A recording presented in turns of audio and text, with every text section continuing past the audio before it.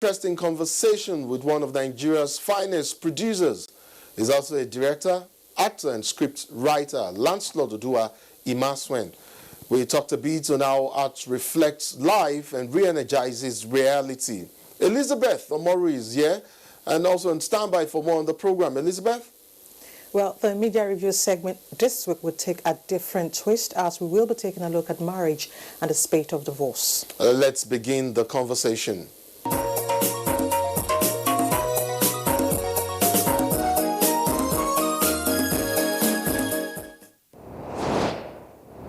To start things off, let me introduce the President, National Cotton Association of Nigeria, NACOTAN, Anibe Achimogu. NACOTAN is the umbrella body for all cotton farmers in Nigeria.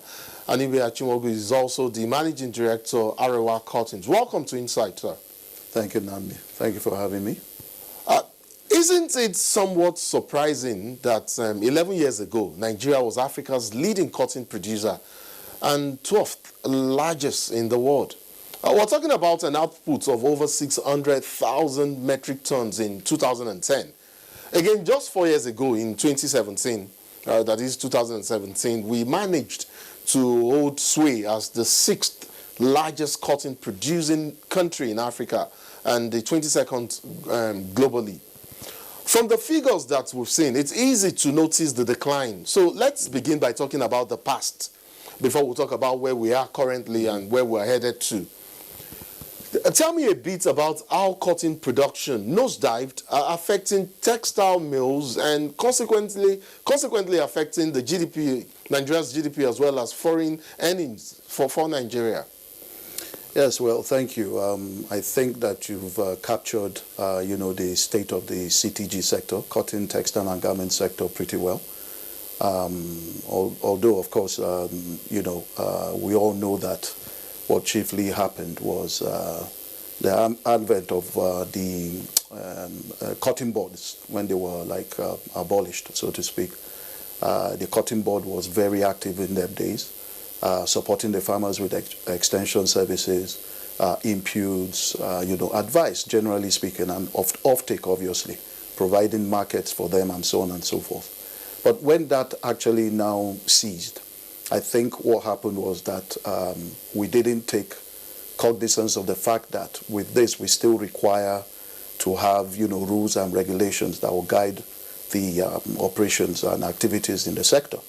So obviously the seed development, for instance, went down. So of course with poor planting material, you don't expect that you get good quality yields and good quality cotton for that matter.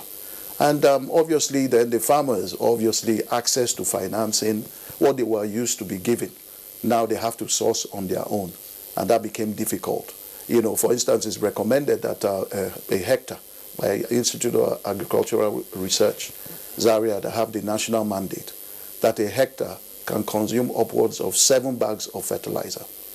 But what you now have, a farmer can perhaps only afford 3 bags of fertilizer. So that has impacted negatively in the productivity and production of cotton in Nigeria. And obviously, what has also happened is the market.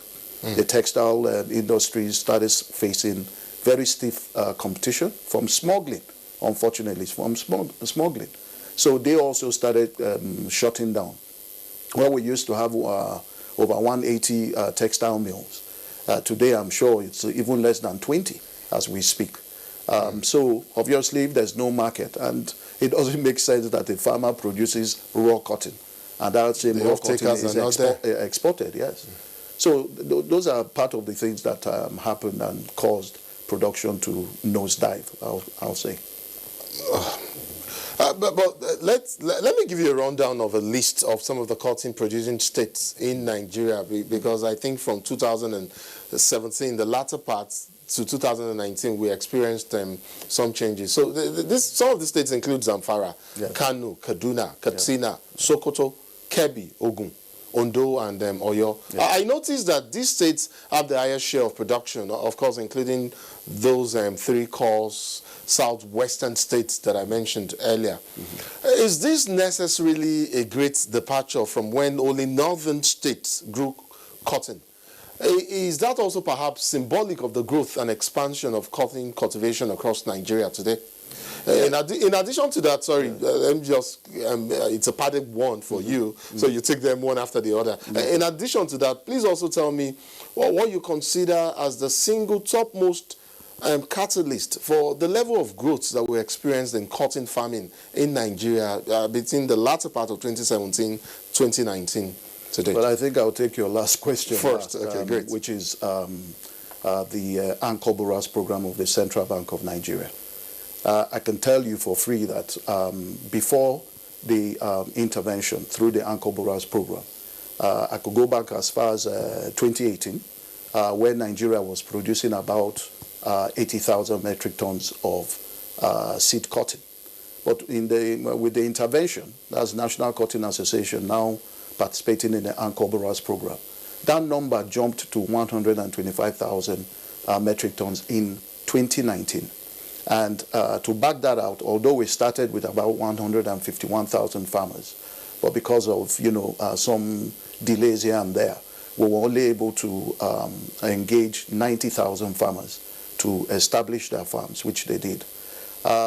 Speaking of that, also in 2020, which is of course the 2020-2021 season, we were able to identify 143,221 farmers. And, we tried our best because let's not forget that COVID pandemic had really caused a lot of problems, a lot of delays, lockdowns and all that, particularly like in Abuja, where obviously our association's engine room was totally locked down, so we couldn't go into the offices and engage with CBN. But that in itself, CBN took a bold step and said, and along with us, we said, look, we can't allow there to be a gap, regardless of COVID-19. So unfortunately, though, in that same period of COVID-19, we experienced a drought, experienced flash flooding, insecurity, unfortunately, drought, and so on and so forth. But we were still able to establish about 90,749 farms, which obviously you translate that is 90,749 hectares. So, I mean, that is ongoing, and as we speak, and of course we experienced some late planting as well. So, but as we speak, our projection was 136,000 metric tons. But I think because of all those challenges I've said, I think we're coming down to about maybe 80,000 metric tons or thereabouts. But we're still harvesting, by the way. Typically by now, if not for the intervention, I'll say it, that, cotton would have ended, so to speak, in terms of harvesting and ginning and so on. So the ginners are there, and we're trying to supply them, that's Nakotan, with the cotton so that it will keep them working. Now, you mentioned also, if I'm not mistaken, about the states. Yes, exactly. I talked about that. Yes, and the fact that you said, okay, yes, it's generally a northern crop in quotes, right? But I'll tell you that cotton actually started in the southwest before it went to the north. Our colonial masters pushed it towards the north, where it thrives very well. But yes, the intervention, when we started in 2019, we have about 24 states, I recall, and 4 cotton producing zones, which was the northwest, the highest cotton producing zone, northeast coming second, North Central coming third, and then Southwest coming fourth. Now, I can tell you also that we've been able to encourage, other states and other zones. Southwest, South is part of it now, with Cross River, Delta, Edo, also Southeast also. Now, if you go to these places, I know people will say, no, cotton cannot grow there, and so on and so forth. But they will tell you historical data history that talks about how their grandparents or their mothers, grandmothers were actually picking cotton and hand spinning them in them days. So cotton can grow there. We have identified, we have worked with the necessary institutes, of agriculture and all that to make sure that we are doing the right thing, because we want it to spread. We also want to join government in the drive to employ, engage citizens of Nigeria. It's good to know. Sorry to butt in, but I mean, it's good to hear you talk about the transformation going on in this industry, in this sector. It's also good to hear that the issues of lack of access to credit and loans to cotton farmers is now minimal, and that cotton farmers have been captured in the Anchor Borrowers program of the CBN. A lot of people may be curious about the workings of the credit initiative and how it has improved productivity. Is it the same as that of other crops like rice? And can you expand on the process beginning from eligibility, when a cotton farmer is expected, from eligibility until a cotton farmer is expected to pay back the loans collected? Yes, thank you. It's pretty much the same as with rice and maize and the rest. The program is designed, although there are little tweaks here and there, to fit into whatever crop they are interested in supporting. For instance, cotton. For instance, what we needed to do was to get our farmers, the data of our farmers, where they are, their number of hectares, and so on and so forth, and then we send that to the CBN. And the CBN, using their bank verification, because everybody is expected to have a bank account. That's where the loan will be created through. So once we send that to CBN, the CBN will do a verification exercise. And on top of that, they will also send mapping companies. Now, the mapping companies, obviously, for instance, if I send 10 names, out of the 10 names, perhaps there are 2 that are not genuine, so to speak, right? The mapping companies will identify that, because they actually will go to where I say these farmers are, and then they will identify the farmers and map them to the land that they say they have. So with that process, you qualify. Now, once that is done, and of course, we work with our farmers also to develop what we call the economics of production, cost of production per hectare. Now, once that is done, and the number of farmers have been ascertained and verified, and so on and so forth, then the CBN simply says, okay, let's say 100 naira for 1 hectare times the number of farmers or hectares that is available. Those funds are now released to the participating financial institutions. In our case, Keystone and Unity Bank. Once funds get there, the next stage is for us now to order the inputs. As recommended by the Institute of Agricultural Research, we order inputs through input suppliers and so on and so forth. And the process of delivery into our warehouses, which we have, we lease some.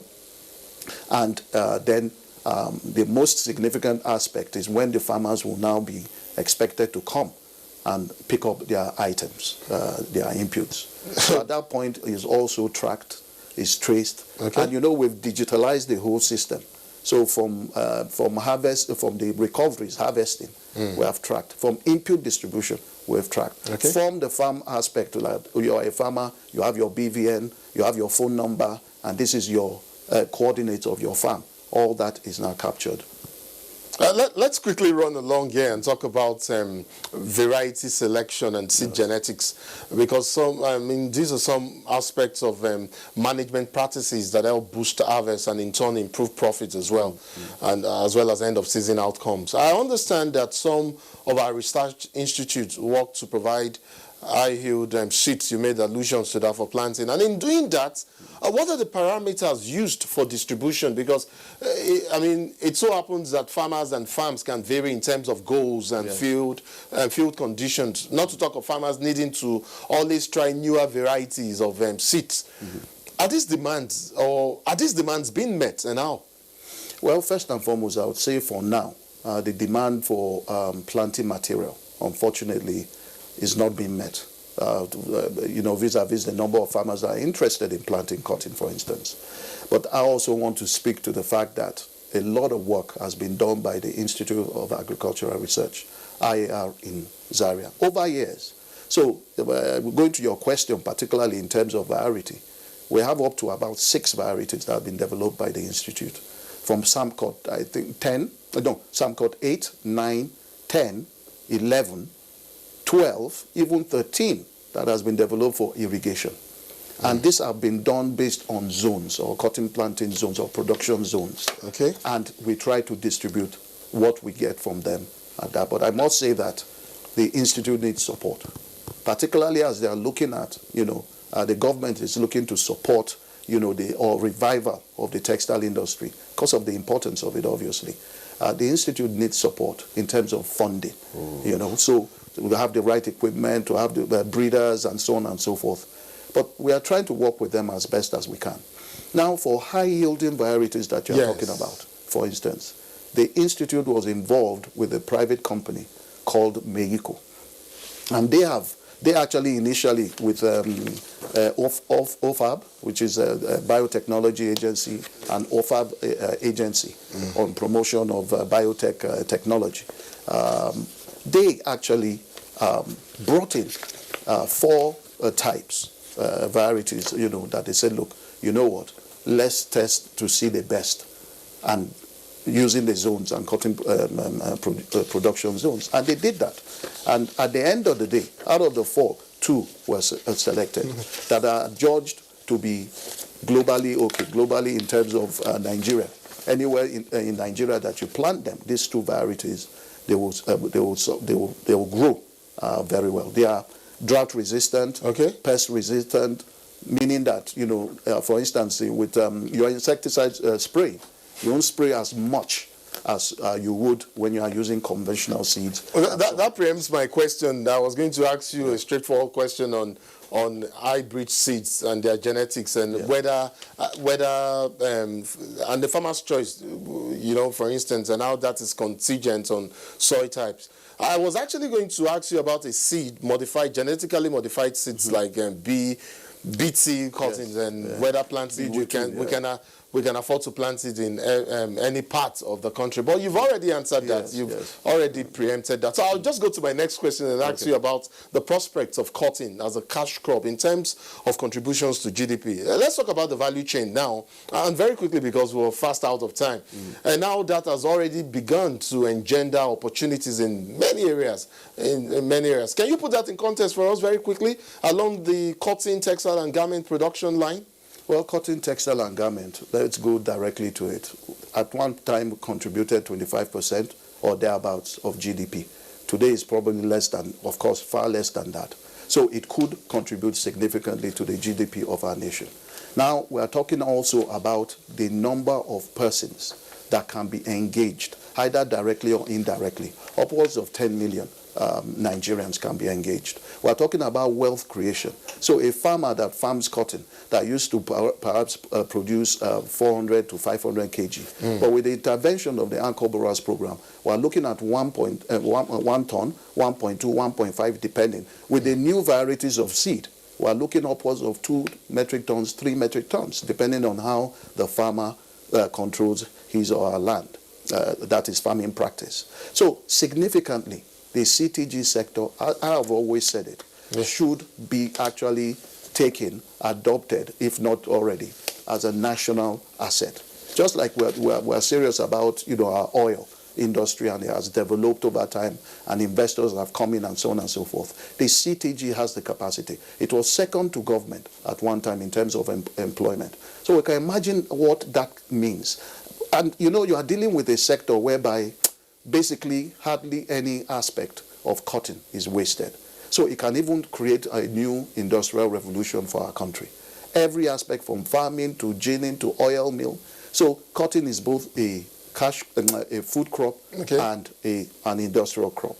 I'll butt in here, I'm sorry, because we're completely out of time. And if it's possible, in a simple sentence, give me a sense of the prospects for this industry, say in the next 20 years. Very quickly. Well, very quickly, for cotton production, what I'm seeing is at least 1 million metric tons of seed cotton can be achieved through cotton cultivation. With this sort of intervention through the Central Bank of Nigeria, our industries, who used to be 180, I believe that they can go upwards of 300,000. Because we have the opportunity is in Nigeria itself. I'm not even talking about export. But the population, and everybody must wear clothes. So I believe that in the next the 10 to 20 years, we're talking 300, 400 plus, with the added support industries cotton wool making, is the oil milling, all that. When you put it all together. This is definitely not a one-part conversation. So, I mean, this is definitely a two-part conversation. So, we would have another segment, another conversation with you to throw up some of these issues or issues we'd like to talk about. Nibeya Chimogu, and Managing Director, Arewa Cottons, I want to thank you so much. Of course, President, National Association of Cotton Farmers in Nigeria, I want to thank you so much for coming on Insight. Hopefully, you will be back here very, very soon so that we can continue this conversation. Thank you so much for coming on the program. Nandi. I appreciate it. Thank you. He's an actor, director, producer, and script writer. And you could call him a maverick. He's truly talented, and his name is Lancelot Odua Immersion. And of course, I am a fan. Welcome to Insight, Lancelot. Thank you so much. It's an honor being here. Thank you for having me. Good to have you here. I am usually excited when I have creatives on Insight. And I mean, that's mostly because I consider the truly grounded ones like yourself as social crusaders. I have seen diversity of approaches used by creatives for social commentaries, whether in films or drama, or whether in poetry or prose. What is your impression of how creatives are utilizing the art and the skills being deployed to capture some of our current realities?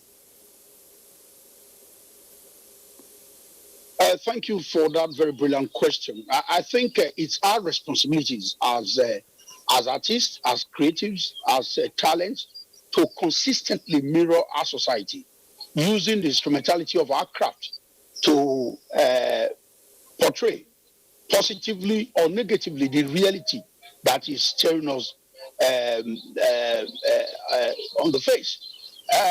We have excellently as artists, musicians, musical artists, painters, poets, and filmmakers are consistently bring to the fore our reality as a people.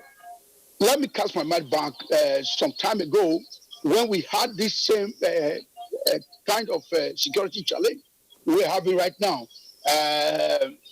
down in the east, in Aba, Onitsha. Some guys came up and broke out what was then known as the Bakassi boys.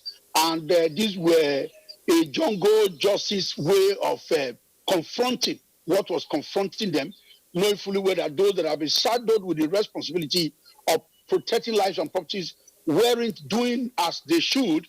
So these guys came together and came up with what we call Bakassi. And as a filmmaker, we swiftly moved in and captured that for posterity.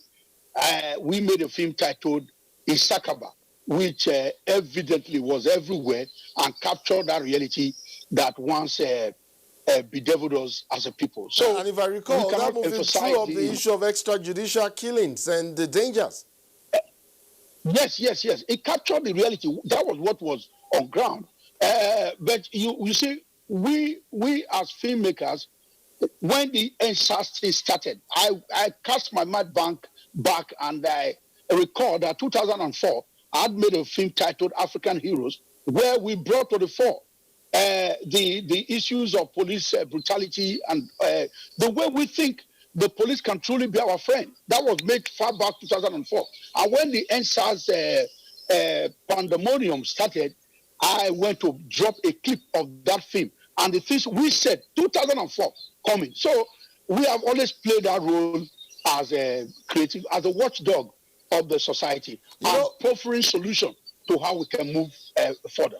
As a follow-up to what you've just explained, Lancelot, and of course, as a deep thinker that you are, and I say this in all sense of sincerity, knowing and having followed the beats of your work, and I know you're also a master in your field. I'd like your perception of how virtual communication acts has succeeded as a platform for engendering increased public participation in the development process.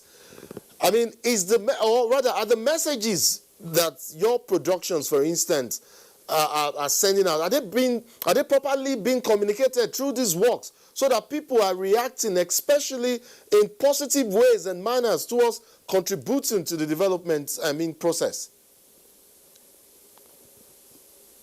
let me shock you. Today, the American imperialistic tendencies were further entrenched by the use of entertainment, their movies.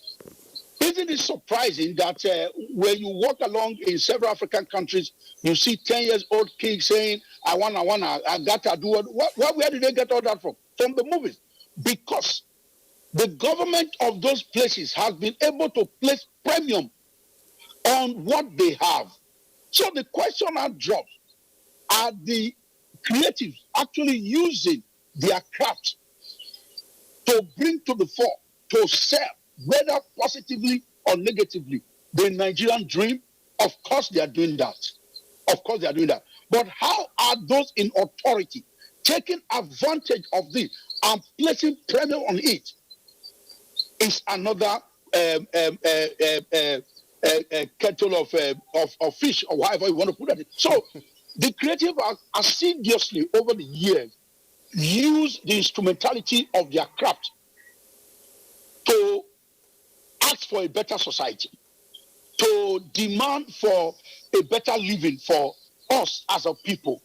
But whether those things being said through music, through poetry, through movies, through books, through even skits, comedies, whether it is getting to the right ears, don't they just laugh it off? We have been opportune to hear these boys are very funny. They are very funny. And the stark reality of our misfortunes is being portrayed. Those in authority that are supposed to further, go further. Hear me. Further, go further. With those things the taggers do. They laugh it off on top of a table and on top of brandies. And as my friend Igodo will say, they ends up in suyaing and goodaing. And it now appears that those messages are not getting home the way it's supposed to be. But the truth is that they are still not. I hear you, Lancelot. I can assure you that government is listening. There are people listening to the messages being sent. I can assure you of that. So let's quickly go forward, and I would like to ask you a question on historical culture and how best to commodify that aspect of culture, some of which we are showcased in Nigerian films and movie productions.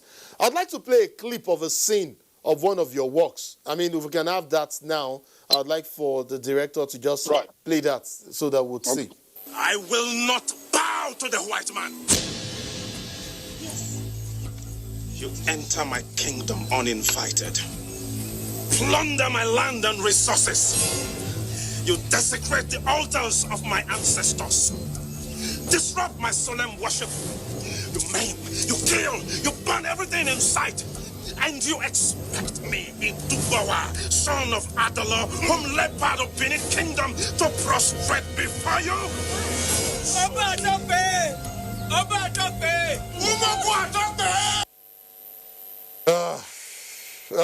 I still get goose pimples, literally get goose pimples every time.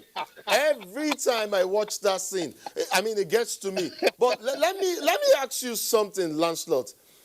How easy or difficult is it to translate tales of such rich historical culture into an art form that does not only give the narrative of that does not only give the narrative from our own perspective, but that we can also commodify or make into a commodity? Oh, beautiful. I must say, this past 1 or 2 weeks, my interaction with NTA has been so unbelievable, commendable. Honestly, the last interview, and outside there, we'll hear all kinds of things about NTA and all that. Nnamdi, I must say, when I read through your questions, I said, yes, this is just the way to go. See, thank you. Works like what you just saw, Invasion 1897, was a deliberate, calculated attempt by me as a filmmaker to change a global narrative.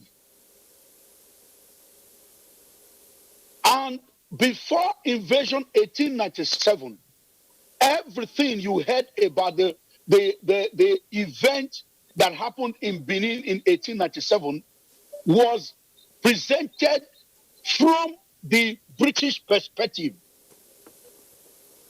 Outside books that were written like Trials of Oba Ovorame Ogbaisi, they were literary works. Invasion 1897 by Ambassador Lancelot Oduamason was a deliberate attempt to present the story from our point of view unapologetically. If you quantify the economic reality of how much the British government has gotten from people coming to view this artifact, you'll be dumb. But I said something at the end of that movie that they may have carried the axe, but sure, they didn't take the craft. You will always take back to those in authority. When we were making a statement like this, first ask me, what were the governmental support we got? Nothing. But the American government, through Smithsonian Institute, brought me to America to showcase that film as celebration of the Year of African Arts. Locally, what have we gotten? What was the support of the National Museum and Monuments? Nothing. So you see where we are limited. So given the right support, are we doing enough to showcase some of these stories, historical facts? I mean, these are not fictions. They're not fictions. Are we doing enough to showcase these narratives from our perspective? Are we ready to do that? But Nnamdi, I have done Invasion 1897. Yes. Is it until I kill myself before you say I've done enough? A single Nigerian funded that film. Senator Desi Danjuma funded that movie because he wanted our own aspect of the story to be told. Until Invasion 1897, whenever you Google the event of the British and the Benin, what you see is the Benin punitive expedition. What you see is the Benin massacre. But Invasion 1897 questioned that. Questioned it. Where did the massacre happen? Was it in London or in Benin? So the question of who massacred who.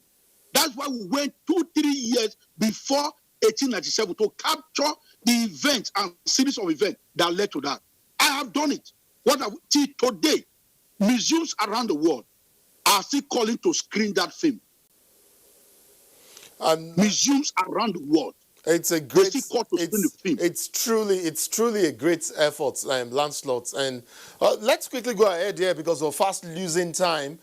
Some would say that the future of a multi-ethnic cultural nation like ours may depend on common social interventions like simple interactions and even an appreciation of what we see of ourselves, of each other's culture and belief system.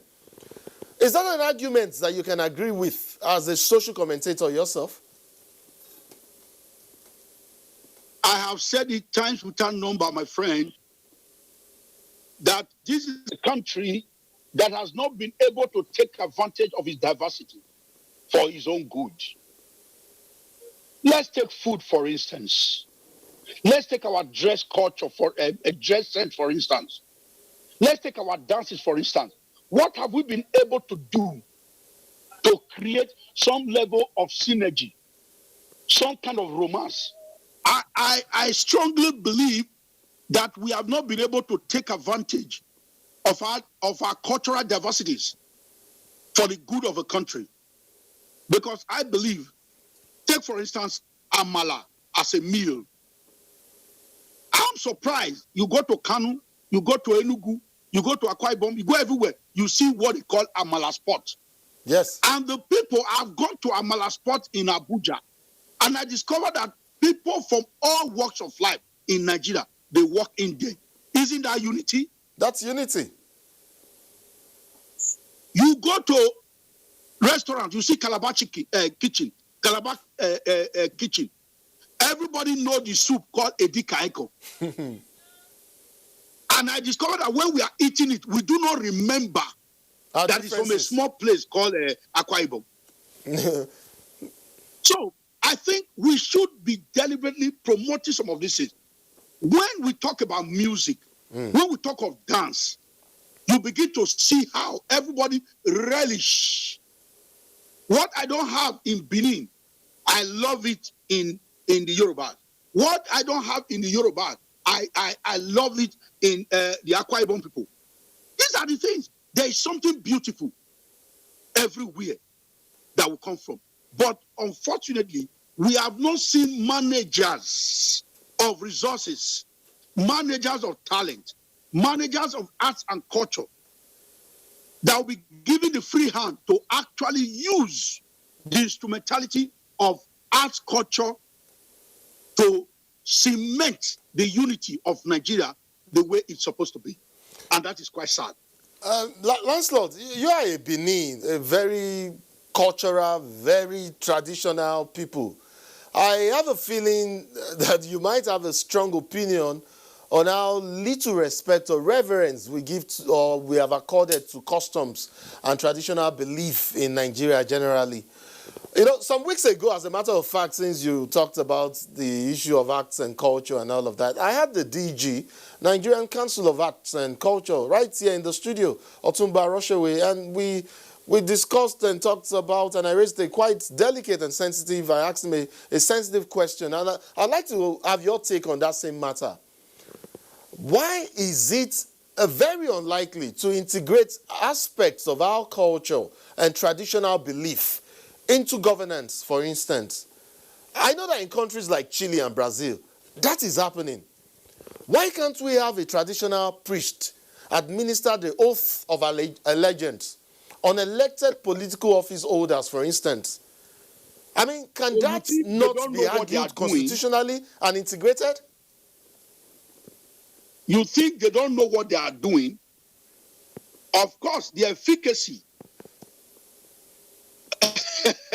the immediate response of some of those things to the intent of the intended political office holder, you can conclude that.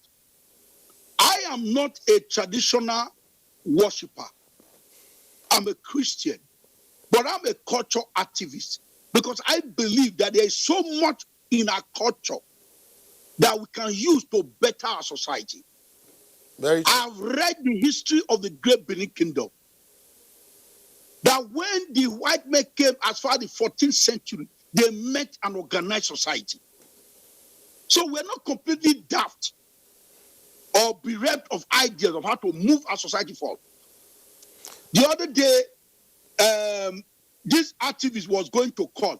Some man dressed like a traditional priest. I read on social media what people were saying. You know, we are very hypocritical. We are very hypocritical here. And that is another thing. Let me be honest with you. As long as we refuse to look back to where we are coming from, merge it with today, forging a future for us will be a mirage. And that remains the problem of Africans today. That affects our reward system. That affects practically everything that we do because we have negated. You know, then growing up, you go to school, you pass. There's a way your father will reward you. It's not rewarding you to look down on those that didn't pass. Yeah. It's rewarding you as a stimulant for those that didn't do well. So our reward system today, which is cultural with us, has been taken to the habit. So today is about I would love to take you on some political issues, but then we do not have time for that right now. I promise I'll bring you back to this program and then we'll talk some more on that. But before I let you go, I know that over the last decade or so, Nollywood has suffered some great losses, and more so in the last few months. In January alone, I heard about the passing of Folake Aremu. That's the lady popularly known as Orishabumi in Fade. It was one of my it was one of my favorite program at the time. There was Jim Lodson, also passed, Madueke, David Malo, Eneta Suzu, and more recently our own Sadiq Daba. I know we still have a few of the old horses, in the field, still in the field, but they are fast disappearing from the scene and our TV screens. There is, however, some form of transition, and that brings us some comfort with the emergence of numerous talented young actors. Give me a sense of where this new generation of actors are likely to take our movie industry, having taken off from where the older generation peaked, and make projections for the future of Nollywood, say in the next 25 years or so. Well, sadly, may the souls of the departed rest in peace. Amen. Yeah, some died old enough. There's never a time to die that is good enough. No, not at all. Yeah, and some are still pretty young and they died. But I will tell you, when some of these names you called got into the art, the only reason that brought them to the art was the passion. The passion. Last year, I marked my 25 years behind the camera and 41 years as an artist. But to be candid with you, the passion, the reason for today, those that are coming in may be different. Because I am not also blaming anybody. It is the reality of our time. Social media, Instagram, Facebook, and all of that. So there are a lot of actors we call Instagram actors, Instagram stars. You cannot compare those ones to the very deep-rooted artists that got into the art because this was and this remains their world. So I have my fear. Those consumers, like you will agree with me that the likes of Justice Esiri, the likes of the late Enebeli Elebuwa, the likes of Sam Lokwefi, the space they left, my friend, nobody has been able to fit into those spaces as we speak. I want to believe that some other persons, this is becoming a great concern among practitioners. I must be very honest with you. It's becoming a very great concern. And we are trying to put in a lot to actually, beyond the facade, beyond the glees, beyond the glamour, we want people to be able to say, this is a job. It's a way of life. It's a job. It's not just, because you want to be popular. This is a profession. This is what I want to do. So we are beginning to wanting to redefine the reason why people are coming in beyond being famous. That's very good to know. Lancelot Oduwai Imasian, producer, director, actor, and scriptwriter. It has been an absolute delight having you on Insight. As a fan, I look forward to seeing any of your new productions hitting the big screen sometime real soon. I would have asked if, I'm tempted to ask if about what you're currently working on, but I'll just let that go. Even if you don't ask me, I will tell you. Our latest work is titled Bege. Bege. If Invasion 1897 made sense, then watch out for Bege. Thank you very much for giving us a peep into what you're doing next. Well, I wish you the very best and hope to see, more of you out there. Thank you so very much for coming on Insight. Thank you so much. Thank you so much for having me. Up next is Elizabeth Omoruyi, and she talks about loss of family values and implications.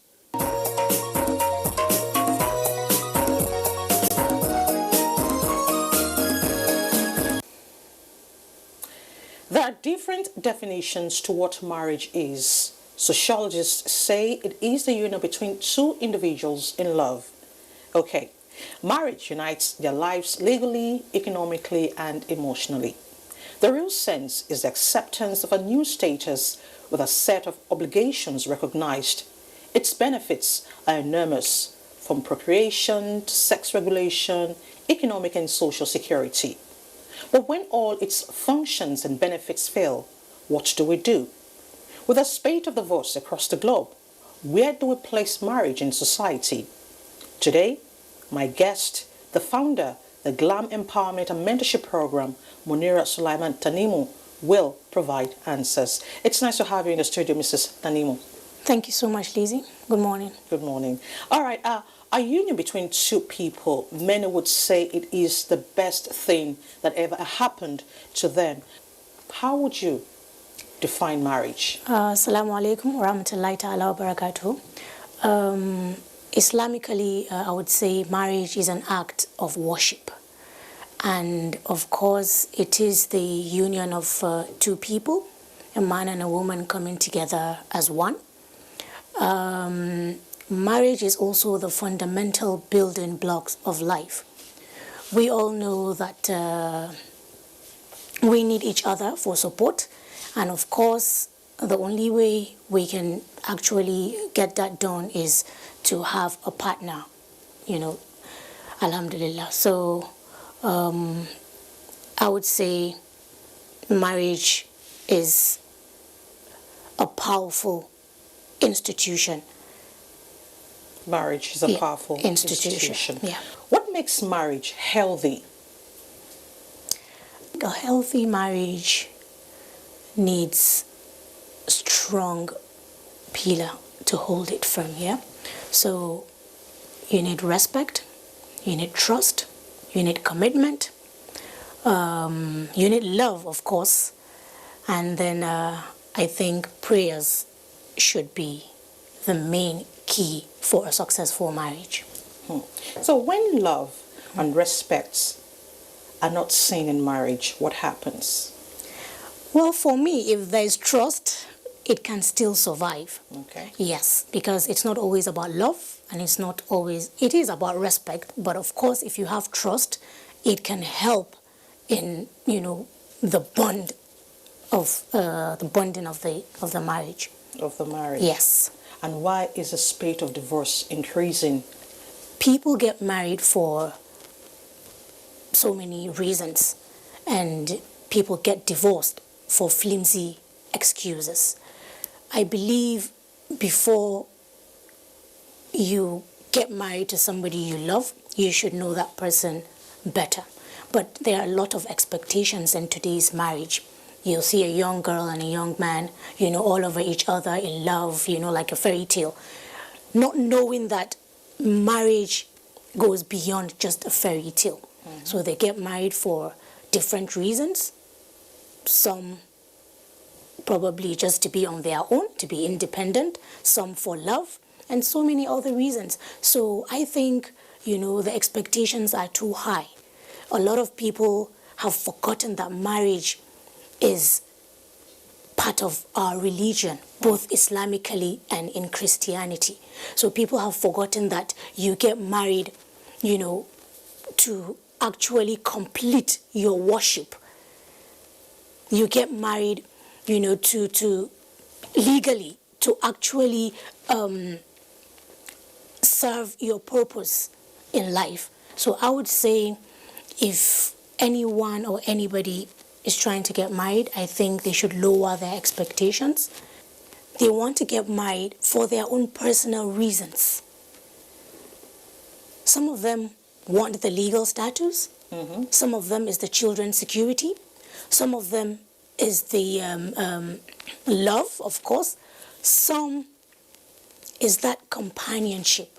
So a lot of people get married for different reasons. Yes. And the most important thing is to know that it is an act of worship. You are doing it for the sake of God. You are doing it for a reason beyond all these things that the society wants or the society is saying.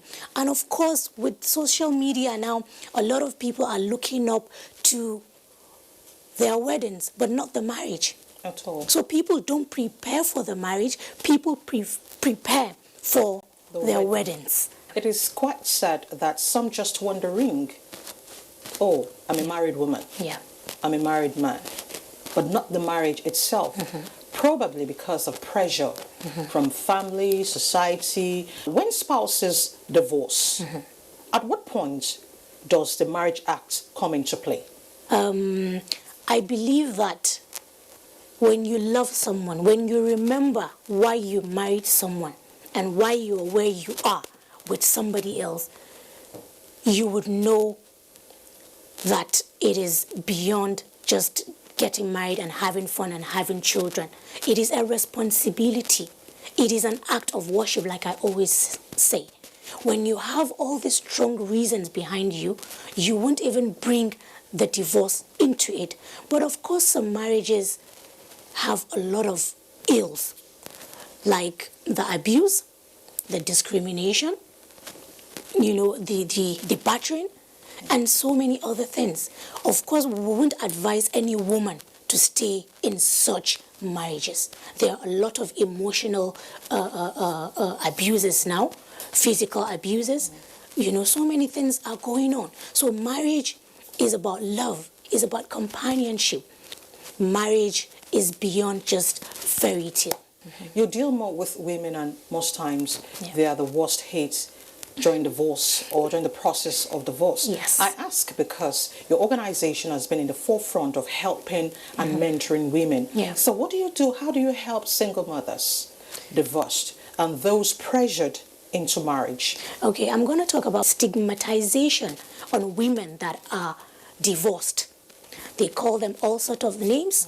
They not knowing the reasons why the woman is divorced. Left the marriage. Yes, it can be that the man divorced her for his own selfish reasons, or probably she ended the marriage because she was not happy. In Christianity and in Islam, God hates divorce. But there is a soft landing for it when you know you can't take what is going on or what is happening to you in that marriage.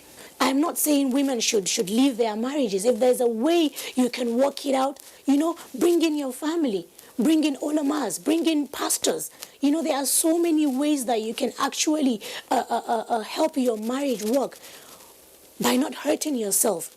A lot of women go into drugs today. A lot of women go into all sorts of things just to be in their marriage. Drugs is not the way out. The way out for your own mental stability. My sisters do call me up to ask me so many things they see on social media. Everybody's on social media now.